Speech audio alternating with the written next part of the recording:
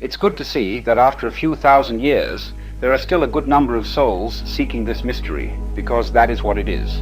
Not a theory, not a philosophy in the academic sense, something to be argued over in comfortable rooms by people who have never actually tested it against their lives. A mystery, in the ancient sense of that word, something that cannot be understood from the outside, something that can only be entered.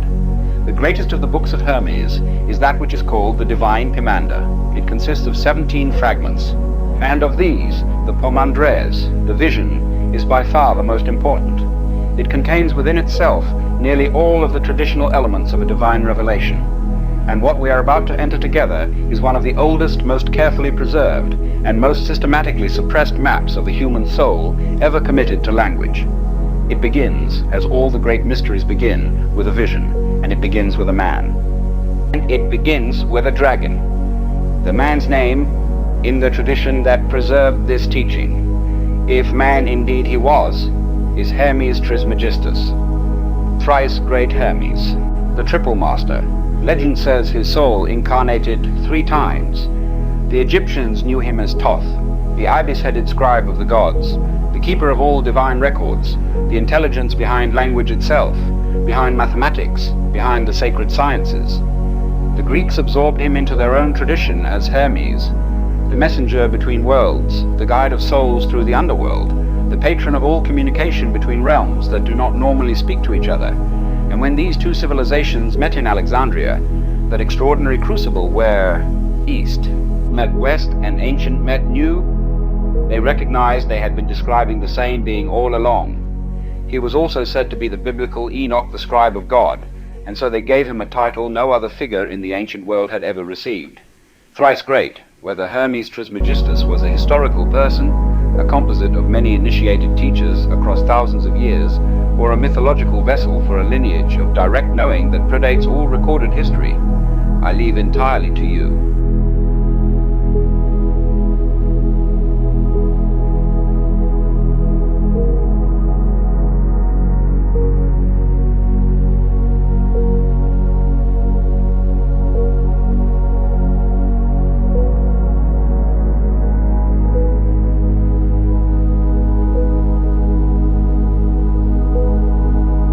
Into the wilderness, into a distant place, apart from the ordinary habitations of men, and here he sits himself down and begins the quiet internal meditation upon the mystery of truth. And then, and this is the detail the vision is very careful to include, Hermes divides himself. He separates his consciousness from his body and his senses, what we would call today an astral projection. The conscious energy is deliberately withdrawn from all objective things, the body left behind like a coat on a chair, and the awareness, freed from its physical anchor, moves into a different order of reality. Entirely. This almost immediately, as Hall noted, gives us a hint of yoga, of Vedanta, the presence of a discipline by which consciousness is directed away from the outer world and toward the inner. And it is in this state, body still, senses suspended, consciousness liberated, that the dragon appears. Before we understand what the dragon said to Hermes and why it matters to you right now, we need to spend a moment with dragons. Because the dragon is not a fantasy, it is not a mistake, it is not primitive superstition waiting to be corrected by rational progress. The dragon is the most universal symbol in the entire history of human civilization, and I want you to notice something extraordinary. In the Chinese tradition, one of the oldest continuous civilizations on Earth, the dragon is the highest sacred symbol. The emperor himself was called the son of the dragon. The dragon in China is not feared, it is revered. It represents divine power, cosmic wisdom, the benevolent force that governs the waters and holds the harmony of heaven and earth in dynamic balance. To the Chinese, the dragon was the symbol of universal energy, the symbol of light itself, the symbol of all power, of God as power. And here is the detail that stops me every time I consider it. The Chinese zodiac contains 12 animals. 11 of them are creatures you can find in any field or forest, every single one real, and then there is the dragon, the one creature in the entire zodiac that does not exist in the physical world, at least not today. The one creature that could only have come from somewhere else. Why would an ancient civilization, practical, agricultural, deeply empirical, place a mythological creature at the very center of their cosmic calendar? Unless it wasn't mythological to them, unless they were pointing at something real that simply does not have a physical form. Now this dragon meant many different things to many different cultures. Across the Pacific, in Mesoamerica, the Aztecs and the Maya built entire civilizations around a feathered serpent they called Quetzalcoatl. The name itself tells you everything. Quetzal, the most beautiful bird in the jungle. Heaven, spirit. Coatl, serpent. Earth, matter. The feathered serpent is the bridge, the living union of heaven and earth, spirit descending into matter, matter ascending towards spirit. The Mayans said Quetzalcoatl created humanity, gave them corn and calendar and writing and the arts of civilization, and promised to return. In ancient Babylon, in the Enuma Elish, the creation epic that predates Genesis by over 1,000 years, creation itself begins with a dragon, Tiamat, the great cosmic serpent of the primordial waters, from whose very body the world is formed. In Norse mythology, Jormungandr, the world's serpent, encircles the entire earth, holding its tail in its own mouth. The Ouroboros, the eternal cycle, the end that is also the beginning. In ancient India, the Nagas, divine serpent beings, are the guardians of wisdom, the keepers of sacred knowledge, the intermediaries between the human world and the divine. And in the Garden of Eden, that most misread of all stories, the serpent is the one who offers the fruit of the knowledge of good and evil, the knowledge of duality, the knowledge required to navigate a world of opposites, the very knowledge you need to eventually find your way back, everywhere, on every continent, in every era. The dragon, the cosmic serpent, the divine intelligence wearing the most primal and powerful form the human imagination can conceive. So when Hermes, consciousness separated from body, senses suspended, awareness floating free, encounters a vast serpentine presence in the inner wilderness, he is meeting the same being that has been trying to get humanity's attention since before. We had words for what we were experiencing.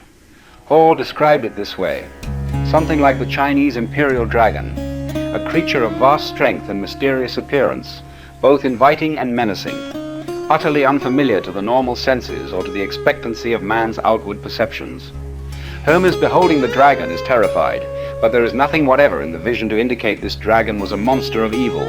It was the dragon of the mysteries, the winged serpent of the ancient Egyptian high temples, the combined symbol of light consciousness, motion, and mind. It was the personification of universal mind, the intellect of the world, and it spoke.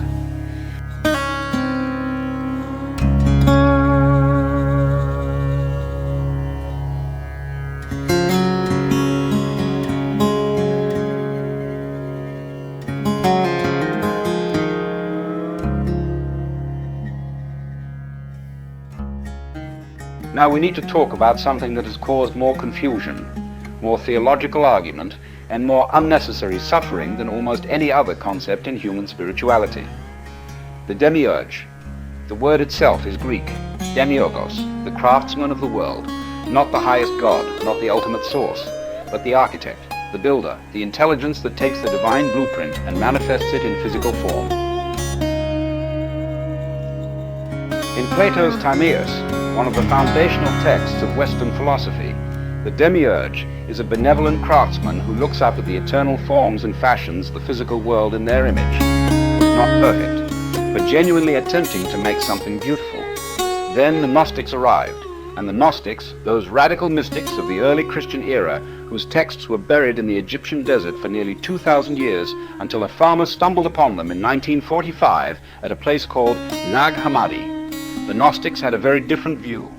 In their telling, the demiurge is a being called Yaldabaoth, lion-headed, serpent-bodied, and most importantly, ignorant, not evil in the sense of consciously choosing darkness, ignorant in the sense of not knowing what lies above him, and the Gnostic texts offer a piece of evidence for this that is, once you see it, impossible to unsee. In the book of Exodus, the God of the Old Testament declares, "I am a jealous God, and there is no other God beside me." The Gnostics read this and said, wait, a truly supreme being would never need to make that declaration. Only a being who suspects there is something above him, who needs to prevent his creation from looking upward, would feel the need to forbid the comparison.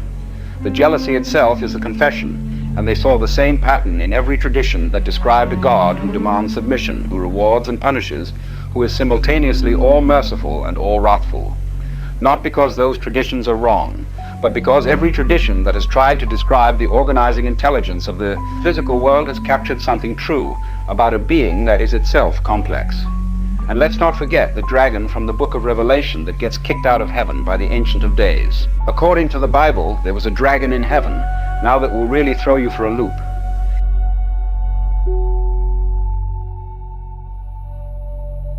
And here is the question I want to leave you sitting with before we begin the descent. Is the dragon good or evil? Is the demiurge a tyrant, an ignorant impostor, or the divine playing a necessary role? The fearful traditions made it a tyrant to be obeyed. The Gnostics made it an ignorant impostor to be escaped. Hermes made it his teacher. Perhaps all three are seeing the same thing from different distances. Perhaps the craftsman of the world is exactly what a loving intelligence would look like, from inside the world it crafted. Perhaps the governors are not jailers, perhaps they are teachers. And perhaps the school was designed by the same intelligence that wants you to graduate. Or maybe it doesn't want you to graduate. Maybe it wants to feed of your life force while you go round and round through its cosmic machinery. I will not tell you what to believe, but I will tell you that Hermes, having met the dragon face to face in the silence beyond the body, did not run. He listened, and what the dragon told him changed everything. 7. Of all the numbers that appear in the sacred traditions of humanity, none appears with quite the same insistence as 7, and nowhere does it appear more insistently than in the architecture of the soul's journey. In the Hermetic Poimandres, written in Egypt, drawing on sources that reach back further than we can trace, the soul descends through 7 planetary spheres on its way into matter, 7 governors, 7 gates, 7 garments placed upon the naked divine spark. In the book of Revelation, that luminous fever dream written by John of Patmos, there are 7 seals that must be opened before the hidden truth of existence can be revealed. 7 trumpets, 7 bowls, 7 letters to 7 churches. The medieval Christian mystics were quite certain these 7 churches were not geographic locations. They were states of consciousness, stages of the soul. The victory over the 7 governors is the opening of the 7 seals, the same event, described by 2 traditions, centuries apart. In the Sumerian tradition, which predates all of these by thousands of years, the goddess Inanna descends into the underworld through 7 gates. At each gate she is required to remove one piece of her divine regalia, her crown, her lapis lazuli beads, her breastplate, her golden ring, her measuring rod, her robe, until she arrives, naked, stripped of everything, and her return requires passing through each gate again, reclaiming what was left behind. In the yogic traditions of India, which developed entirely independently of the Hermetic and Sumerian streams, the subtle body is organized around 7 chakras, 7 energy centers, each governing a different domain of human experience. Each one must be purified and opened before consciousness can complete its journey from the base of matter to the crown of pure awareness. The Pythagoreans organized their entire understanding of reality around 7 musical tones, the harmony of the spheres, the universe as music, 7 notes, 7 governors, 7 strings on the cosmic lyre, and in the Christian catalogue of 7 deadly sins, pride, envy, wrath, sloth, greed, gluttony, lust, you will find the 7 corruptions of the 7 governors. The sun's shadow, pride, Jupiter's shadow, the envy of authority, Mars's shadow, wrath, Saturn's shadow, the paralysis of endless calculation, Mercury's shadow, the greed for cleverness, the moon's shadow, the gluttony of habit, Venus's shadow, lust. The same map, 7 traditions, no contact between them, one architecture, and you have to sit with this, because one of 2 things is true. Either the human imagination, left to its own devices, independently produces the same symbolic structure in every culture, in every era, on every continent, which would itself be an extraordinary fact about the nature of consciousness. Or, these traditions are all pointing at something real, something that has the same structure in every culture, because reality itself is built this way. I will not tell you which to believe, but I will tell you that this teaching has survived intact for at least 3,000 years, through the burning of libraries, through the suppression of traditions. through every conceivable effort to make humanity forget it, and here it is, still, waiting, as it has always waited. For the soul that is ready to remember, 7 gates, 7 garments, 1 journey.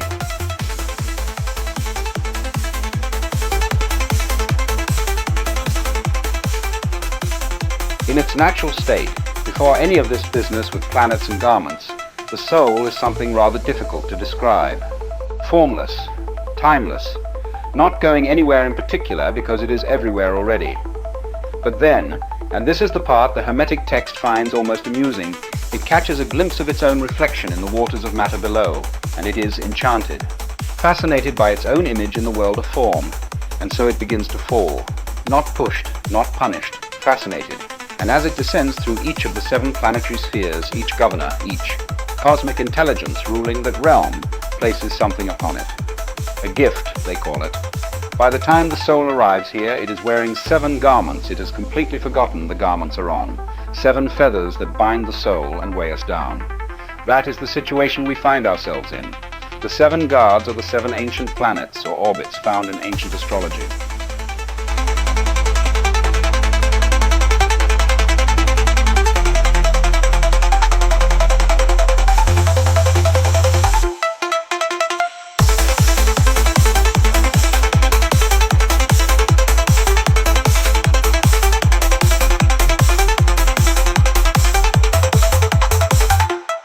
The outermost gate belongs to Saturn, old Saturn, Kronos, Father Time himself. And what does Saturn give you on the way down? Prudence, the ability to calculate, to plan 3 moves ahead, to understand that if you do this, then that will follow. But Saturn gives you something even more extraordinary than prudence. He gives you dominion over time itself, the ability to perceive past, present, and future as distinct things, to remember yesterday, to anticipate tomorrow, to locate yourself in the great river of sequence and say, I am here, this is when I am, and with that, a kind of mastery.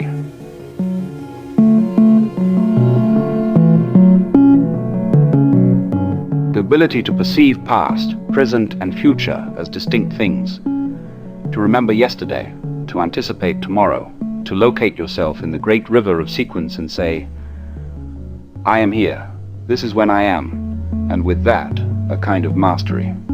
The feeling that time is something you navigate rather than something that simply carries you.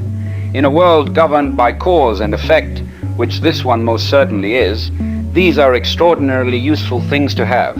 The trouble is, Saturn never tells you when to put them down. And so the mind that was given the gift of planning never stops planning. It plans its breakfast, it plans its retirement, it plans what it will say at its own funeral, and the mind becomes enchanted by thought. It becomes so busy calculating what comes next that it loses all contact with what is happening now. Which is, of course, the only moment that has ever existed. The first garment has been placed, and you've already forgotten you're wearing it.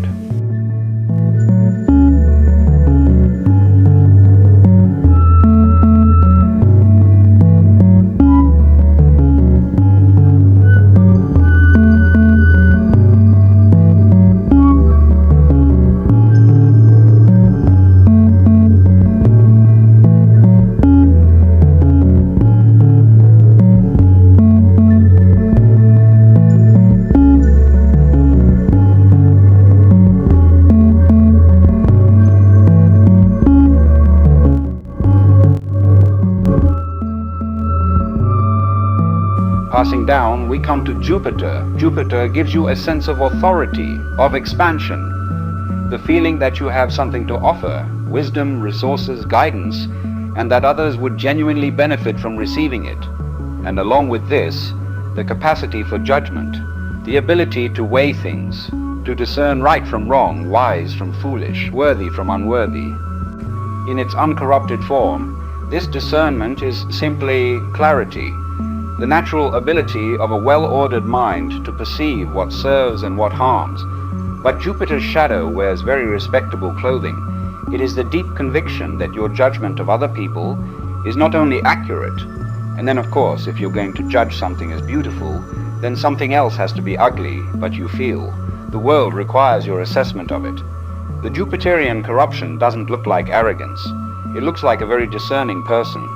who simply cannot help noticing where everyone else is going wrong. After all, someone has to maintain standards. The second garment, tailored to look like wisdom, fits perfectly. That's the problem. Jesus said it best when he said, "Do not judge, or you too will be judged."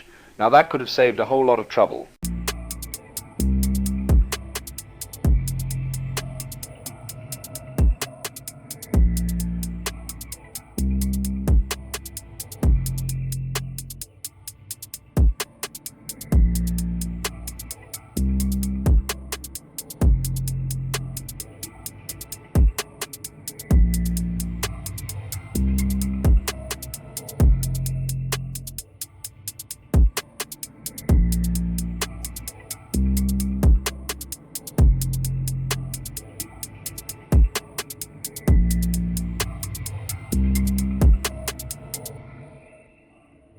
Leaving the great gassy giant, we descend down further to Mars.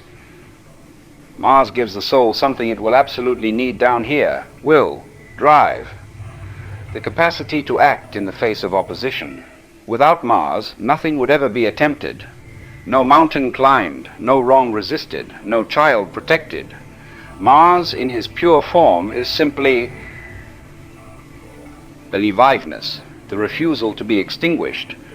But with that gift, it also gives you anger, a mother protecting her cubs. And this is important to understand.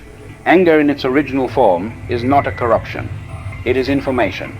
It is the soul's signal that something is genuinely wrong, that a boundary has been crossed, that something sacred is being violated. Anger, at its root, is love with nowhere to go. But here is the difficulty with warriors. They need something to fight. And when the original enemy has been defeated, when the battle is genuinely over, the Martian energy does not simply retire. It finds a new enemy, in a partner, in a stranger, in anyone who disagrees. The anger that was once a signal becomes a climate, and the violence, which was once a last resort, becomes a reflex. And the most spiritually dangerous version of this, notice this carefully, is the warrior who fights for truth, because that battle has no natural end. And so they go on fighting long after truth has stopped asking them to. The third garment. And it is very difficult to remove because it feels so righteous.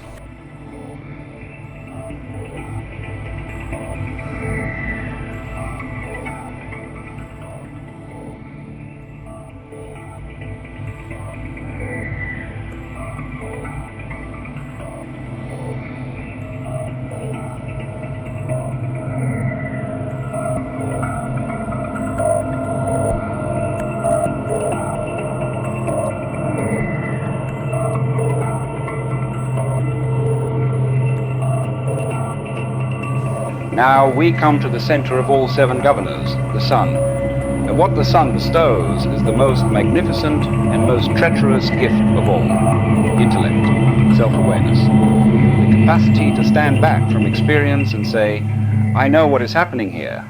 But the sun also gives you energy, raw, vital, radiant energy, the drive to expand, to excel, to outshine, and with it, the great human engine of ambition, the desire to become more, to achieve more, to be recognized as having achieved more, and competition, the particular electricity that comes from measuring yourself against another. The sun takes that raw force from Mars and gives it its identity. In their pure forms, these are simply expressions of the solar fire, aliveness made visible, the soul's natural tendency to radiate. But in shadow, energy becomes depletion, poured endlessly into ambitions that, once achieved, immediately reveal a new horizon of ambition just beyond reach. Competition curdles into the need to win, not because winning matters, but because losing confirms a secret fear about your own adequacy. And ambition, that great solar engine, begins to run not on genuine desire, but on the terror of being ordinary. And beneath all of it grows the most subtle corruption in all of human spiritual history: pride in one's own illumination. The soul believes it is the source of the light, not merely a window through which light passes, the source. The truly proud person always has excellent reasons for their pride. That is what makes it so sticky, the fourth garment. and it shines so beautifully that most people never notice they're wearing it.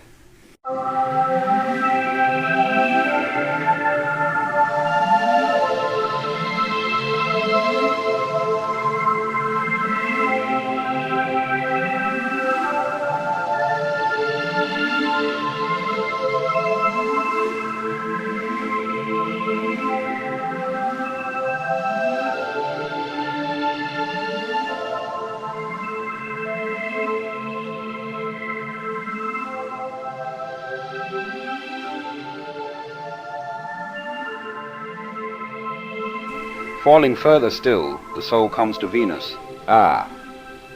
Well, Venus gives you something that this existence would be almost unbearable without.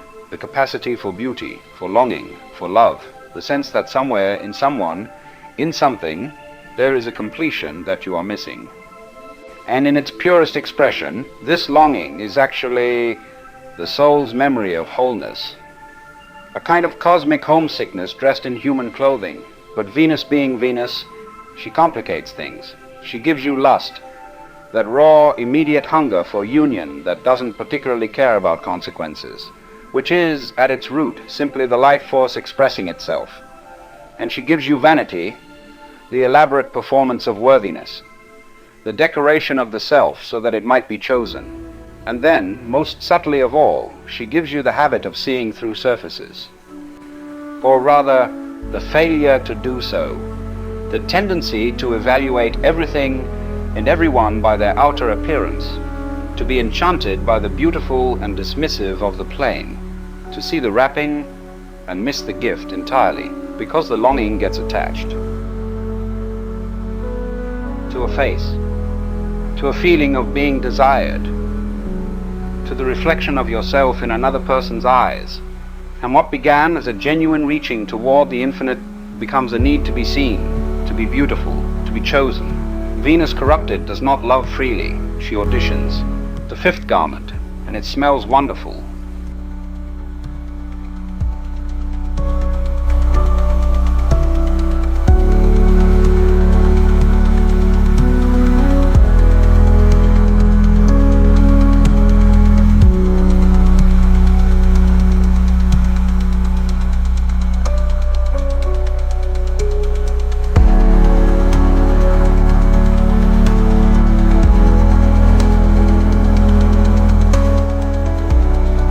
Volleying in and out of Venus's love, we arrive at Mercury. Mercury is the trickster, and he gives you his trickster gifts on the way down. Language, quick intelligence, the ability to see connections that others miss, to move between worlds, to translate the ineffable into words. Wit. These are, genuinely, remarkable abilities. But Mercury also gives you something more dangerous still, for with it comes false knowledge. The convincing sensation of understanding something that you have merely learned to describe. There is a particular kind of person, and Mercury produces them in abundance, who can speak about any subject with great fluency and apparent depth, while actually having no direct experience of the thing whatsoever. They have read about love. They have theories about God. They have frameworks for enlightenment. And the frameworks are so elaborate, so internally consistent, so impressively articulated, that neither they nor anyone listening can tell that no one is actually home. This is what the ancients called overdone intellectualism parading as wisdom, the map mistaken for the territory, the menu eaten instead of the meal. And the most insidious version, the one worth watching very carefully in yourself, is when this mercurial brilliance turns its considerable abilities toward justifying what it has already decided to do. It doesn't lie to others nearly as often as it lies to itself, and it is extraordinarily good at it. The sixth garment, woven entirely from words. Very impressive words at that.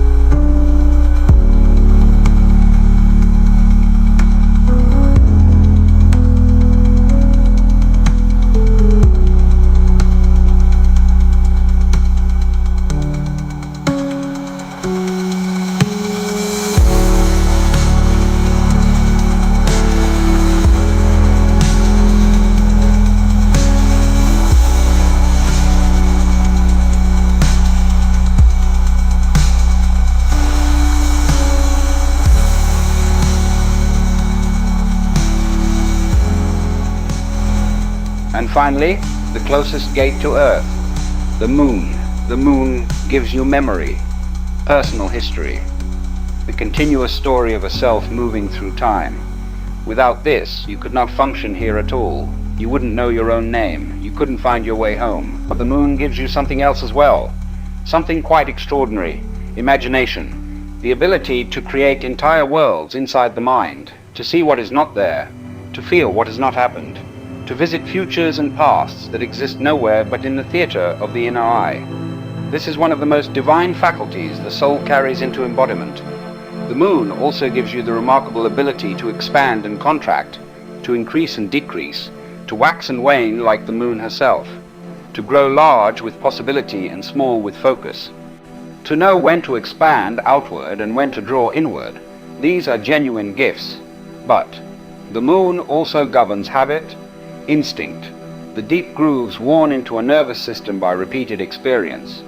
And here is where imagination, that most divine of gifts, becomes a prison, because the same faculty that can envision paradise can also construct elaborate hells out of memories and fears. The nervous system cannot always tell the difference between what happened then and what is happening now. Past that no longer exists, and a future that may never arrive.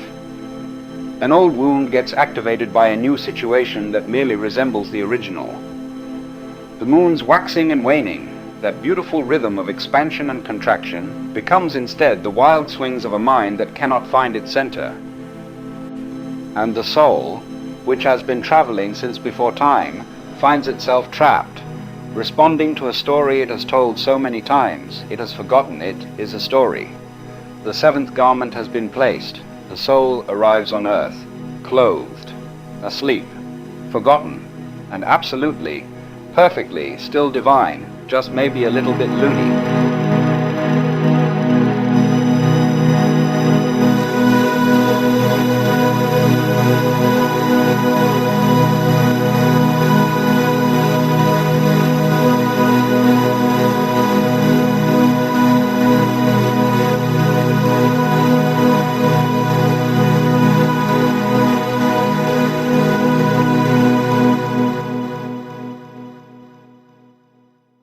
Now, here is what every tradition that has ever seriously examined this situation agrees upon. You cannot storm these gates.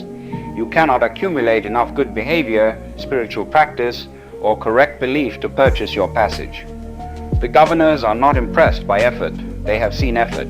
What releases you from each gate is something altogether more interesting. You see, man fell by taking on these attributes. He rises again by giving them back. You pass through when you have nothing left that resonates with that frequency. When the Moon Gate finds no story left in you to grip. When Venus finds no wound left that needs to be seen.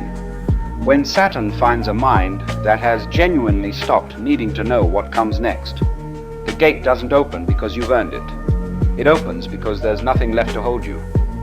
And here, pay attention to this, the design reveals its full elegance. The very qualities that clothed you on the way down are precisely what must be returned on the way up. You are going home, in the same clothes you arrived in, which you must leave at the door.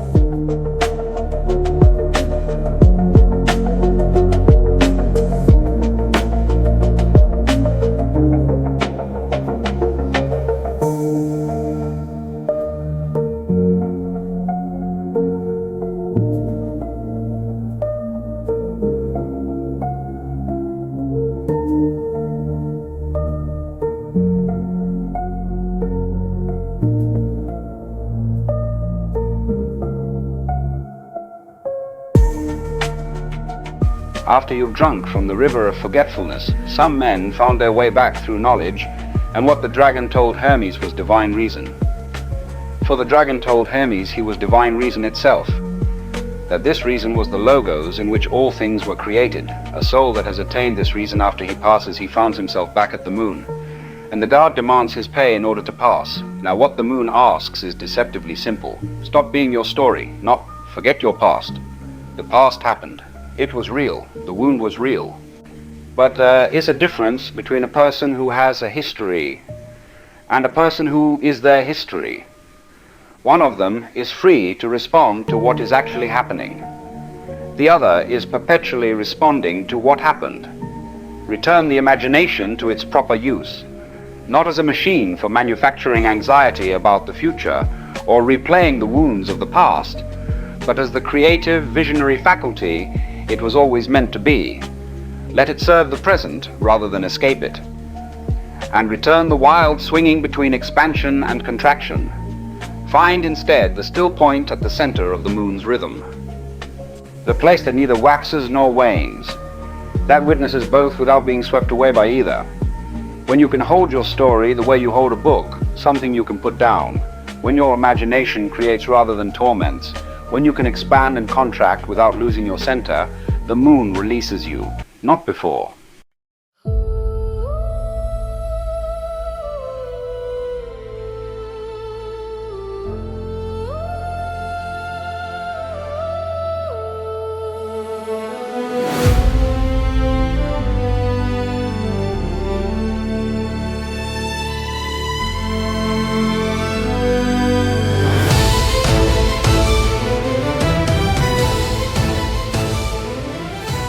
Ascending upward through the first gate of the moon, we come to Mercury next. The guardian of the gate of Mercury asks something that sounds simple, but it is absolutely terrifying. Return the false knowledge. And Hermes says, all of it, all manner of deceit, all manner of false thinking, sophistication. Every framework you are using as a substitute for direct experience. Every theory about reality that you have never actually tested against reality. Every spiritual concept you can articulate beautifully but have never lived. This is not anti-intellectualism. Mercury loves the mind. He simply asks that the mind be honest about what it actually knows versus what it has merely learned to say.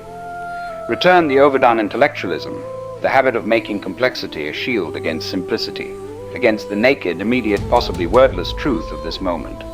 Where brilliance is mistaken for truth, tell the truth. Not the refined truth, not the truth arranged for maximum effect, the naked, inarticulate, possibly embarrassing truth. Mercury's gift was language. Mercury's return is silence, when silence is truer than anything you could say, and honesty, when honesty is simpler than anything you could construct. That is the toll at this gate. Losing another part of his corporeal nature, he moves on.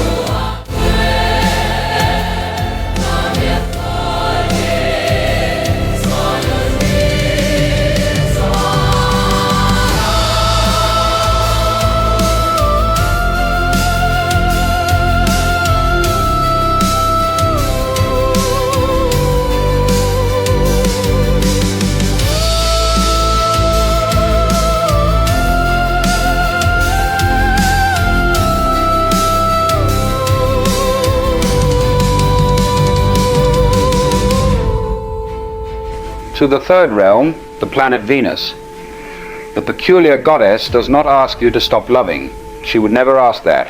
What she asks is that you return the lust, meaning the grasping quality of it, the need to consume and possess rather than simply meet. Return the vanity, not your appreciation of beauty, but the performance of it. The exhausting project of managing how you appear. And return, most importantly, the habit of seeing only surfaces. You must penetrate outer appearances. You must never again be deceived by the seemingness of anything. The face is a doorway, not a destination. And beneath that, she asks you to seek that beauty which is in the soul of things. Deeper than the vanity, deeper than the lust, she asks you to find the place in yourself that does not require a reflection to know it exists. The part of you that is complete. Not because someone chose you, but simply because you are. When you find that place, and you will recognize it because it feels like coming home to a home you never left, Venus steps aside and smiles. Having paid the keeper of this gate, we go on, because that is what she was pointing at all along.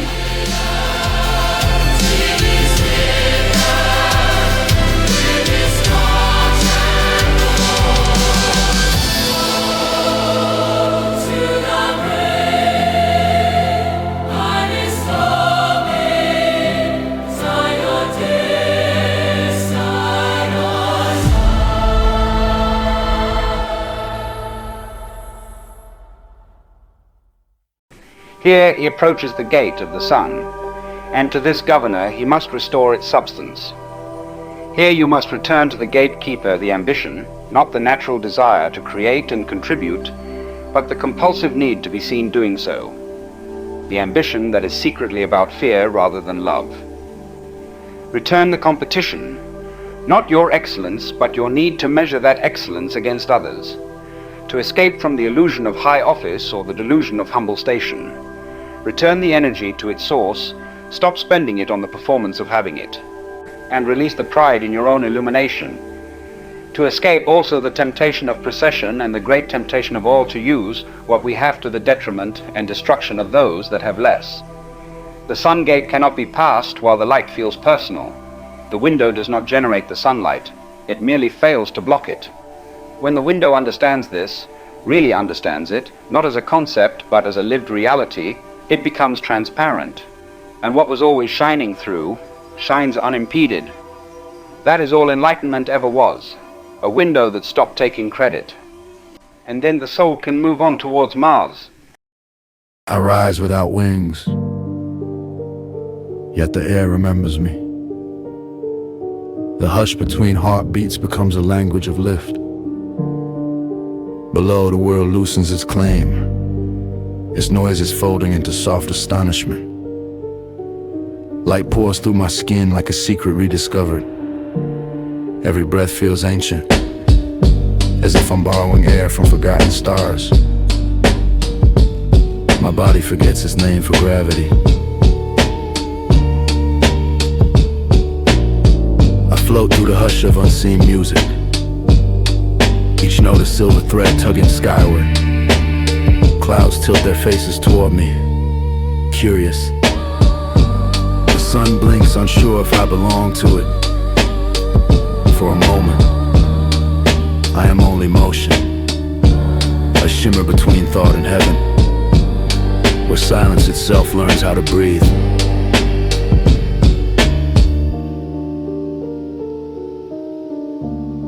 And I do not fall. I do not fall, I do not fall, I do not fall.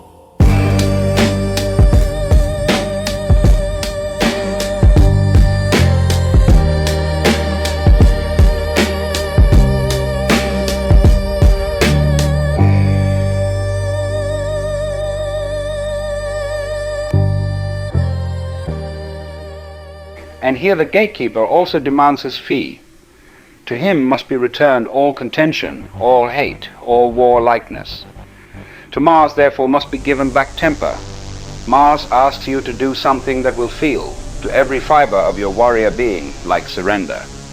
It is not surrender, it is something much harder, it is peace. Not the peace of exhaustion, not the peace of having finally won. The peace that has no enemy, return all violence, not just the physical kind, but the violence of harsh judgment, of words used as weapons of the inner war you wage against yourself. Return the anger, not by suppressing it, but by tracing it back to what it was always protecting, the love underneath, the boundary that mattered. Honor that. And then release the weapon, because here is what Mars needs you to understand before he lets you through.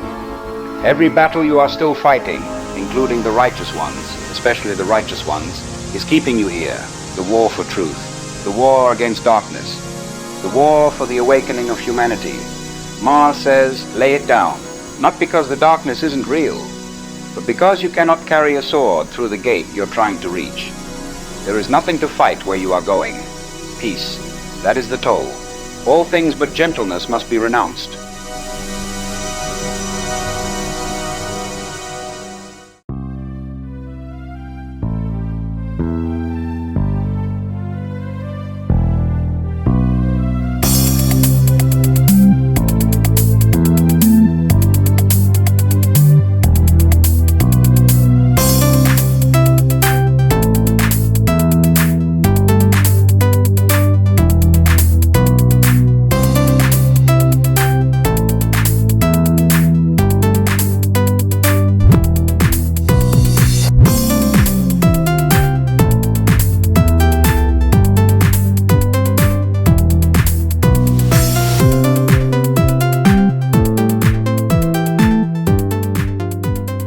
Then to the gate of Jupiter the soul ascends.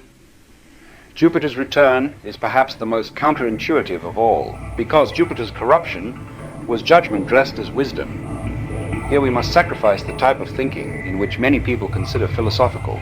We must give up the mental solution to the mystery of life. And so you might think, well, I'll simply stop having opinions, stop discerning, stop noticing. But that's not it either. What Jupiter asks is that you return the verdict. Here we must end forever the debates of the learned. Escape from the common mistake that if we name a thing, we know it. Keep the perception, release the sentence, see clearly, and then let what you see simply be what it is, without requiring your judgment to complete it. There is a very subtle thing that happens when you genuinely release the need to assess and evaluate everything and everyone around you. You become tremendously present, because you are no longer processing experience through the filter of Jupiter's courtroom. You are simply here, witnessing, like water, which reflects everything and judges nothing. That is Jupiter returned, and the gate opens.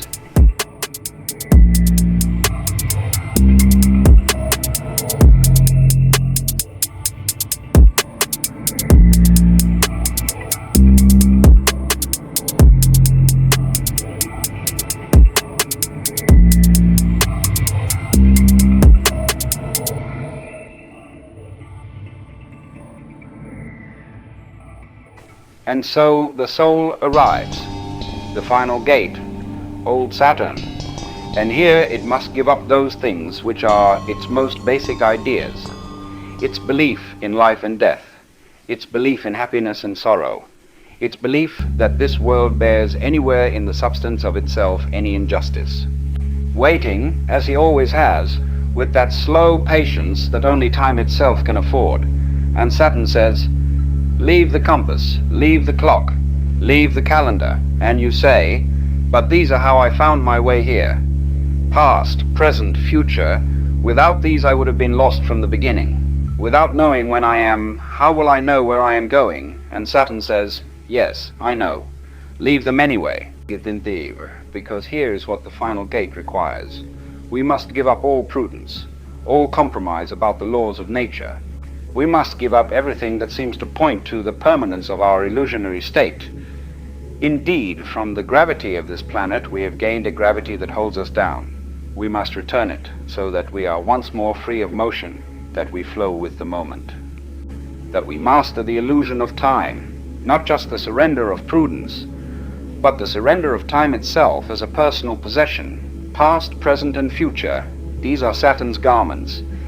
And to pass his gate, you must become master of them rather than servant to them, which means you must be able to lay them down completely, to exist in a dimensionless now that contains all three without being imprisoned by any of them. And by doing so, one overcomes past, present, and future in oneself, becoming timeless, becoming master of space and time. The mystics called this eternity, not a very long time. The absence of time altogether. A compass is useless in a realm where there is no direction. A clock is meaningless where there is no before or after, so you must step forward with nothing, no strategy, no map. No past to defend, no future to protect, just this, whatever this is. Saturn does not take this from you, you must offer it, willingly. That willing offering of the very faculty that made the offering possible is the last and most beautiful act of the soul that has remembered what it is. And the gate opens. The seventh seal is cracked for the last time, because time ceases to be. The gift of the garments that weighed you down have all been returned to their custodians for others to use, but this soul has overcome the 7 trials of Christ.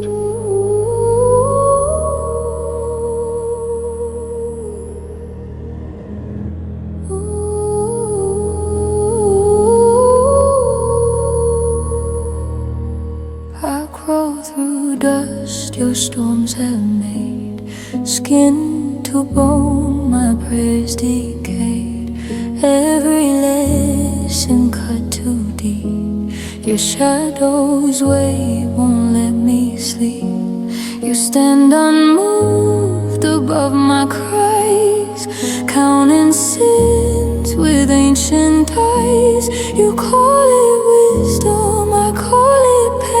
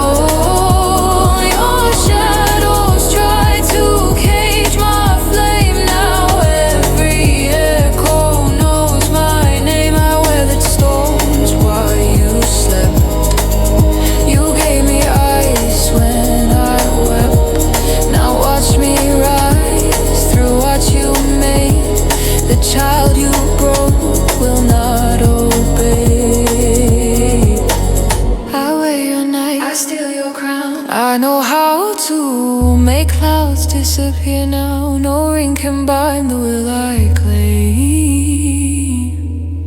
I am the one you could not tame. And so the seventh gate opens for the last time, and what lies beyond it is not what you expected. According to the ancients, and I want you to hear this carefully, once released from the swirling rings of Saturn and the seven governors, the soul ascends to what Hermes calls the blessed state of the eighth sphere. This sphere, according to the old astronomical system, corresponded with the abode of the angels, the abode of blessed spirits.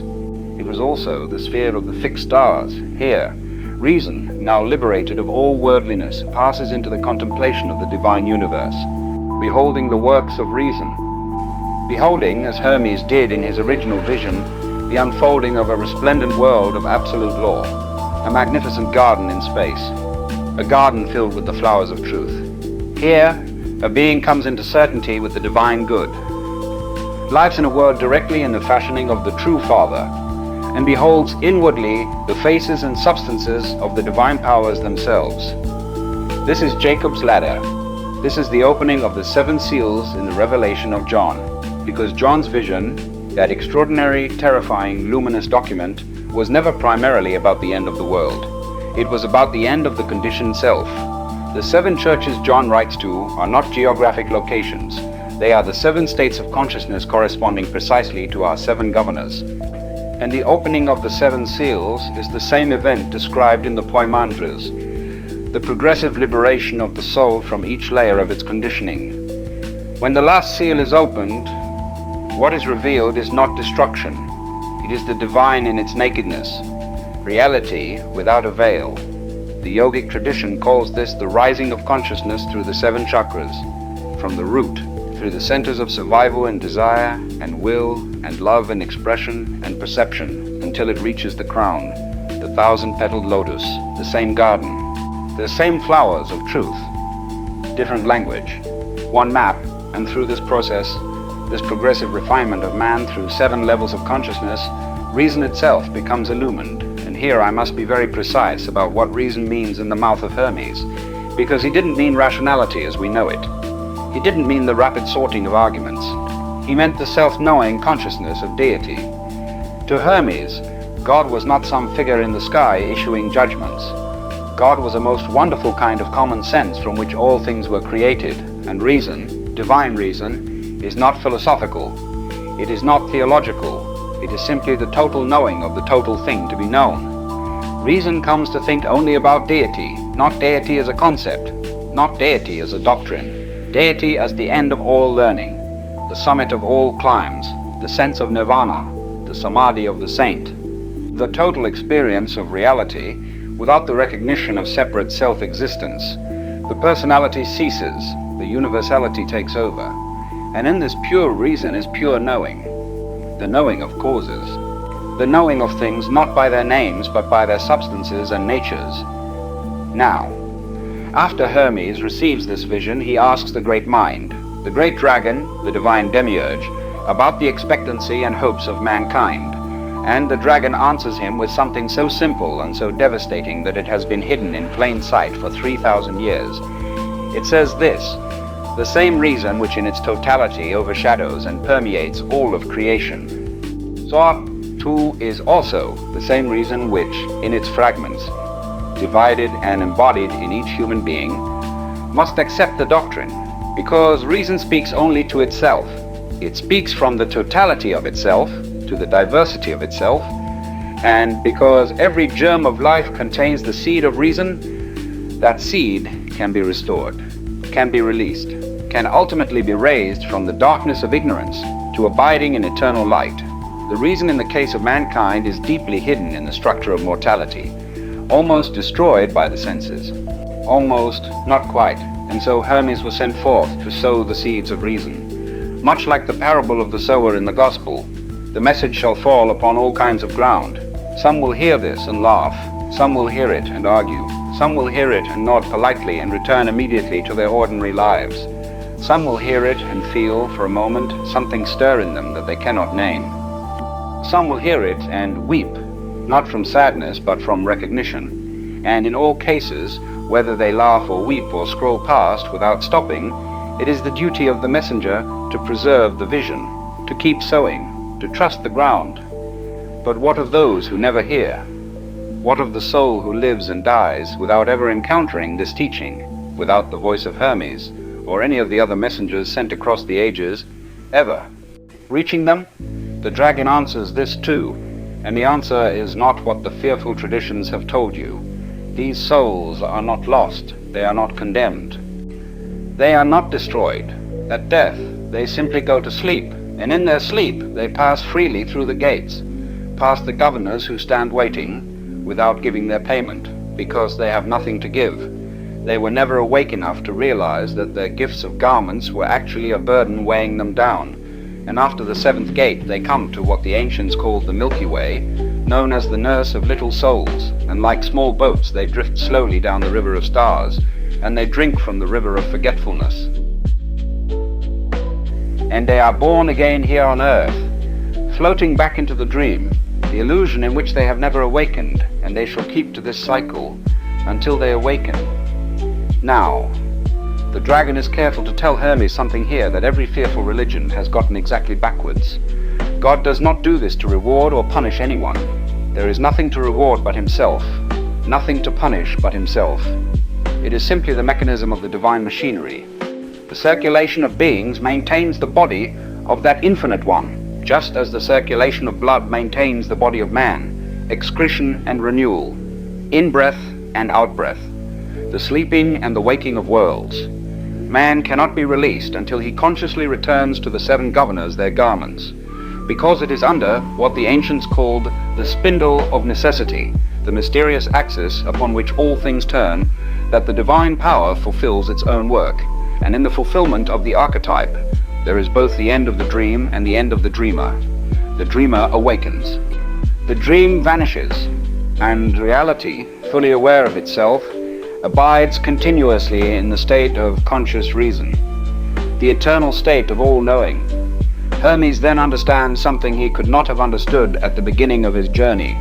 The sleeping of the body is the waking of the soul, and the waking of the body is the sleeping of the soul. Man has two lives, one in which the senses are awake and the soul sleeps, and another one in which the senses are awake and the soul sleeps, and another one in which the senses are asleep and the soul wakes. And having passed through the seven gates, he has joined himself consciously to the wakefulness of his soul. He does not turn against the senses as some evil thing. He does not hate the body or the world or the long dream he lived inside. He simply returns them, gently, gratefully, to the substances of space in which they came, to the great keepers, and proceeds on his victorious journey back to his native land. He has fulfilled his destiny. Now, I want to say something about this word, reason, because Hermes uses it in a way that requires us to completely empty the vessel before we can receive what he's pouring. Reason, for us, implies argument. It implies logic. It implies the careful construction of conclusions from premises. For Hermes, reason is the pure power of cognition. It turns upon facts and moves into identity with truth. It is insight without condition, complete liberation from any kind of false pressure from thought. And as man learns this reason, as he grows into it through the long refinement of the seven gates, he becomes what the Hermeticists call the anthropos, the highest form of wisdom, conscious understanding, the highest state in which a being can contemplate its own source. And then, and this is the final mystery, even that must be left behind, because at the last step, human reason simply ceases, and something else goes on, the tutoring power. The thing that grew up through human reason the way a child grows up through the care of a parent. When that child is mature, truly mature, it no longer belongs to the parent. It has a life of itself. So reason, having attained its maturity, leaves man and goes back to God. And it carries with it that part of man which is associated with reason, and what remains, what man leaves behind, becomes again universal reason. Now, some will hear all of this and rise up against it. The self will object. The ego will find 1,000 reasons why this cannot be true, why it is too simple, why it asks too much, why it conveniently dissolves the very self that is doing the objecting. And to that objection, the eternal reason has a patient answer. You may delay, but you cannot prevent.